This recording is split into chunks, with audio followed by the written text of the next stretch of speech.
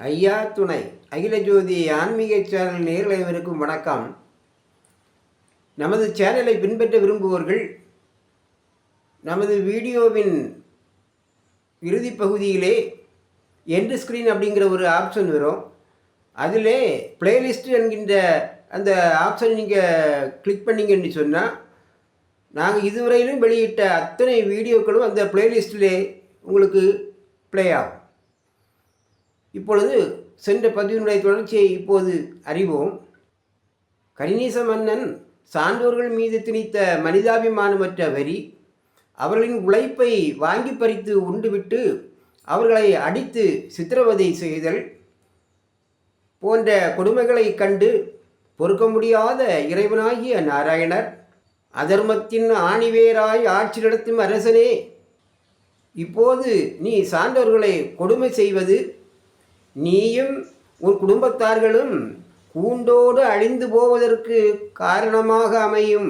உனக்கும் உன் சுற்றத்தார்களுக்கும் தினந்தோறும் கூலி இல்லாமல் உடல் உருக உழைத்து ஓடாய் தேய்ந்து வேறும் அப்பாவி சான்றோர்களை நீ மனசாட்சி என்பதே இல்லாத வகையில் கொடுமை செய்கின்றாய்.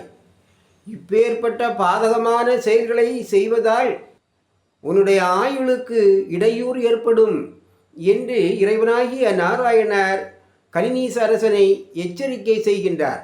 அதாவது ஒரு மனிதனை இறைவன் பிறவி செய்யும்போது அவனுடைய வாழ்நாள் எவ்வளவு காலம், அதில் என்னென்ன நிகழ்வுகள் நடக்கும் என்பதை உறுதி செய்துதான் பிறவி செய்கின்றார் என்று நாம் கூறுகின்றோம்.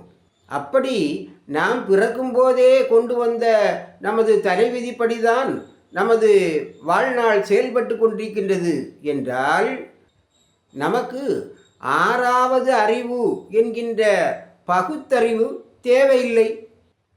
என் வாழ்க்கையில் நடப்பது எல்லாமே என் விதிப்படிதான் நடக்கிறது என்று கண்ணை மூடிக்கொண்டு இருந்து விடலாம். ஆனால் ஐயா நம்மை பிறவி செய்திருக்கும் வினோதத்தை பாருங்கள். அதாவது விதிப்படிதான் நமது பிறவி அமைகின்றது என்பதில் எந்த ஐயப்பாடும் இல்லை. ஆனால் விதிப்படி நாம் பிறவி எடுத்த பின்பு நமது வாழ்நாளை சீரமைத்து கொள்வதற்கு மதி என்கின்ற பகுத்தறிவை மனிதன் பயன்படுத்த வேண்டும் என்பதுதான் ஐயா நமக்கு வகுத்த நியதி. இதன்படி நாம் நமது வாழ்நாளில் செய்கின்ற நன்மை தீமைகளின் அடிப்படையில் நமது தலைவிதி மாறுதல் அடைகிறது என்பதைத்தான் ஐயா அகில திரட்டம்மானை ஆகமம் வழியாக நமக்கு அறிவிக்கின்றார். அதனால்தான் கலியரசனை பார்த்து கூறுகின்றார், ஏ அரசனே, நீ சான்றோர்கள் விஷயத்தில் தர்ம நெறிக்கு எதிரான அதர்ம செயல்களை செய்வதனால் உன்னுடைய ஆயுள் குறைந்து போவதோடு உனது குடும்பத்தார்களும் அகால மரணம் ஏற்பட்டு அழிந்து போவார்கள். ஆகையால் உனக்கு விதிக்கப்பட்ட வாழ்நாளை நீ முழுமையாக பயன்படுத்தி இந்த உலகத்தை நீண்டகாலம் ஆட்சி புரிய வேண்டும் என்றால் சான்றோர்களுக்கு நீ அநியாயமாக விதித்திருக்கும் வரி முதலான கொடுமைகளிலிருந்து அவர்களை விடுவித்து ஏனைய குடிமக்களைப் போல் நடத்து. இதை நான் உனக்கு அறிவுரையாக கூறுகின்றேன்.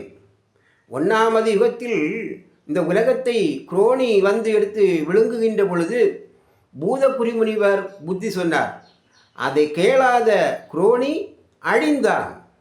அடுத்த யுகத்தில் குண்டோமசாலிக்கு கோவிரிசி புத்தி சொன்னார். கேளாத காரணத்தினால் அவன் கிளையோடே மாண்டு போனான். 3ஆம் யுகத்தில் தில்லை மல்லாளன் மல்லோசி வாகனாக பிறந்தவனுக்கு ரோமரிசி புத்தி சொன்னார். அதை கேட்காமல் அவனும் மாண்டு போனான்.